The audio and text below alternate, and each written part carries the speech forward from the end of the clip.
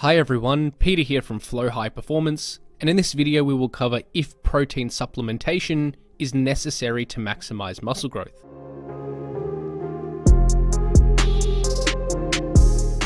First, let's clarify what exactly protein is. Protein is one of the three macronutrients, with the other two being fat and carbohydrate.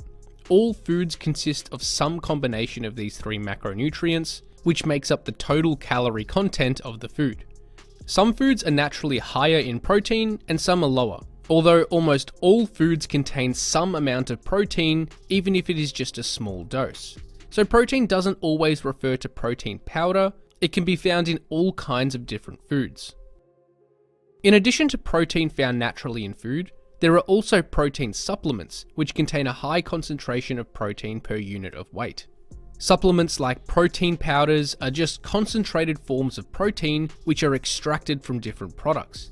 Most notably, whey protein is a concentrated powdered form of protein derived from milk. However, there are an increasing number of manufacturers creating concentrated protein products from various different sources, such as soy, beef, peas, mushrooms, and more. So now that we understand what protein is and what protein supplements are, let's now cover how protein influences muscle growth. What we should understand is that the total daily protein intake is the most important consideration for body composition outcomes. This includes protein from all sources in the diet, including both food and supplements. So when assessing how protein impacts body composition, we should always look at the total daily amount rather than isolating different forms. So how does protein intake influence hypertrophy? First, we should understand that protein plays an assistive role in muscle growth. It is not the driver of hypertrophy. Resistance training is what will cause muscle growth, and protein intake can help maximize this response. This meta-analysis explored the effects of total daily protein intake on muscle growth. The analysis included studies that used a range of different protein intakes and with subjects performing resistance training and other studies with subjects not performing resistance training. In all cases, the same general trend was observed. As we can see here, higher protein intakes generally resulted in greater muscle growth outcomes. Although we can see here that there were diminishing returns as protein intake became higher. So after around 1.5 grams of protein per kilogram of body weight per day, more protein resulted in superior gains in muscle mass, although it was less additionally effective. So what this tells us is that higher protein intakes up to a point are certainly beneficial for muscle growth induced by resistance training. However, there seems to be diminishing returns as daily protein intake increases. It seems that daily protein intakes greater than around 1.5 grams per kilogram per day don't really provide much additional benefit. Higher protein intakes than this may be marginally more beneficial, but it is disproportionately additive.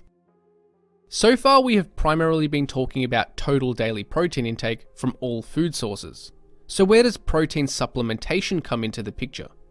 Well, it seems that there is nothing uniquely beneficial about protein supplementation when total daily protein intake is equated. This meta-analysis analyzed the research on the effects of protein supplementation on muscle growth.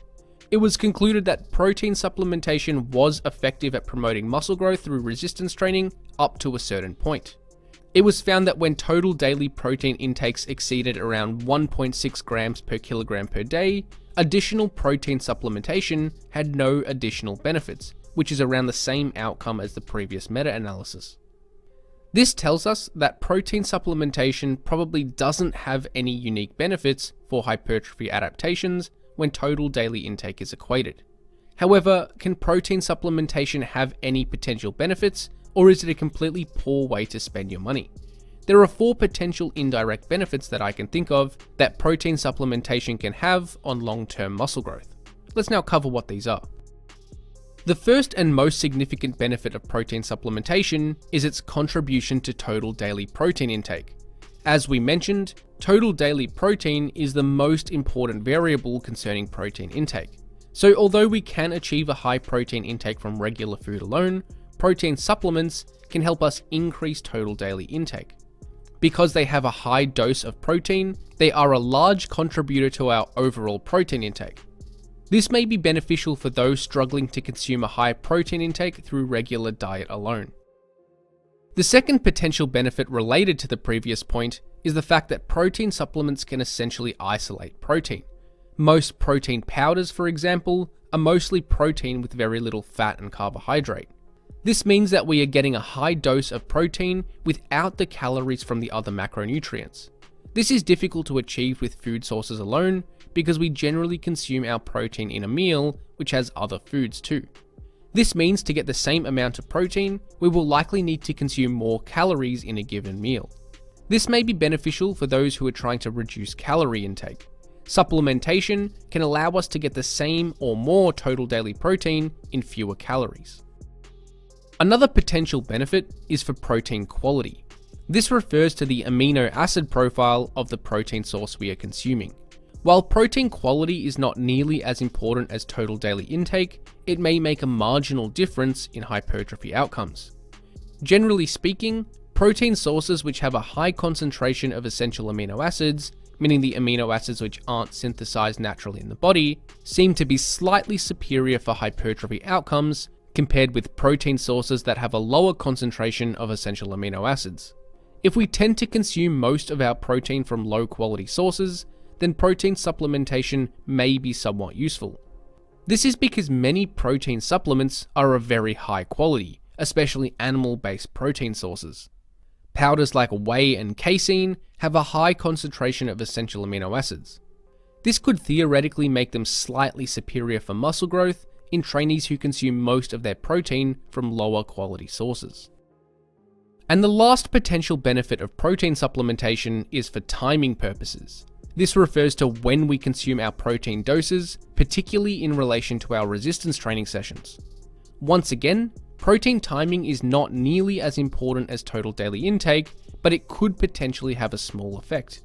Generally, we want to consume a decent protein serving at least 2 hours before and after our resistance training sessions to ensure we have sufficient amino acid availability in the bloodstream during and after our workout. So rather than consuming an entire meal before and after our training sessions, it may be easier to replace one or both protein feedings with a supplement. A classic example of this is when trainees consume a protein shake after their training sessions. This provides a quick and convenient hit of protein after a workout, which is generally easier than preparing a high protein meal. So the question remains, is protein supplementation required to maximize muscle growth? The answer is no. It is not mandatory to maximize muscle growth. We can achieve equal hypertrophy outcomes by sourcing our protein from other foods in our diet, assuming we achieve a high total daily protein intake. Trainees aiming to maximize muscle growth should try to consume at least around 1.5 to 2 grams of protein per kilogram of body weight per day. For the most part, trainees should probably focus on getting the majority of this protein from their diet alone. Protein supplementation can then be used in addition to this to boost total intake, to minimize calorie intake, or for convenience sake. So while protein supplementation is by no means necessary, it does have its benefits in specific situations.